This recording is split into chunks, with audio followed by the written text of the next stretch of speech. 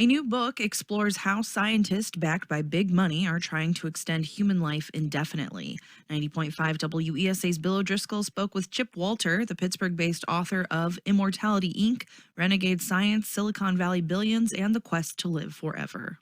Chip, how did we go from our long fascination with anti-aging schemes, wrinkle creams, special diets, and things like that, to trying to, as you put it, cure death? I think that one of the reasons was because of a futurist and engineer named Ray Kurzweil.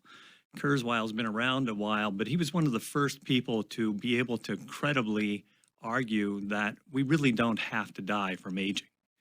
We may die of other things, but we don't have to grow old and just kind of clatter away. His books, his other work about accelerating technologies really began to influence other people that were important inside of Silicon Valley.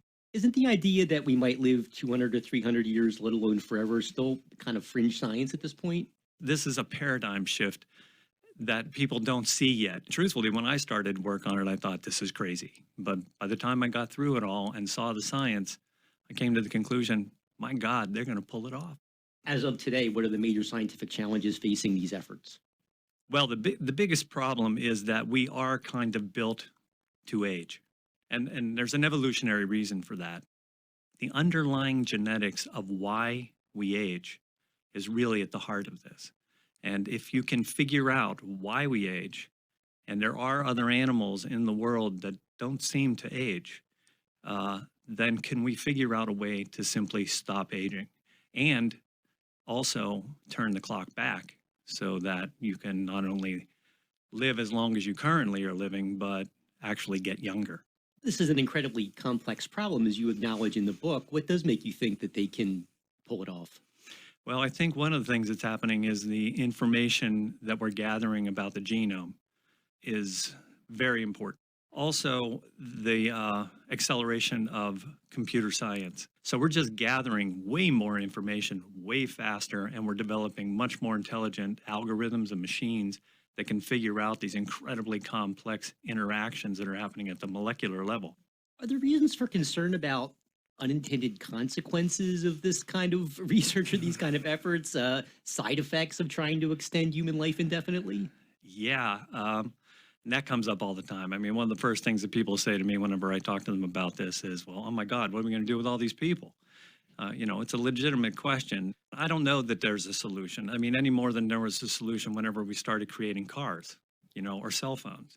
I mean, the truth is every technology is double-edged. They can be used for good or for ill. But if someone walked up to you and said, I could help you live pretty much as long as you want and you will be healthy, do you want to die instead?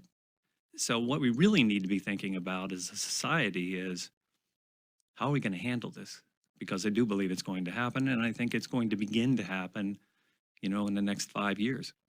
There's also questions that people have raised about sort of the ethics of this. I mean, obviously, you talk about the vast amounts of money that are being poured into this in a world where there's a lot of other really pressing problems. Some would argue much bigger problems like global warming, like income inequality. Is there an argument for saying, hey, maybe this is not the best way to spend our resources at this very moment? What happens is there's a need that's out there. You have a whole huge generation of baby boomers who are facing their mortality right now. So you have a lot of people out there that are in positions where they can begin to question those things. And they are questioning those things. And they have the resources. We can debate whether or not that's the best use of our resources, but the truth is the resources are being used and they're moving forward. And I think there's a huge need for it, so I think it's going to happen. That was 90.5 WESA's Bill O'Driscoll talking with Chip Walter, author of Immortality Inc. Walter speaks January 16th at Carnegie Library in Oakland.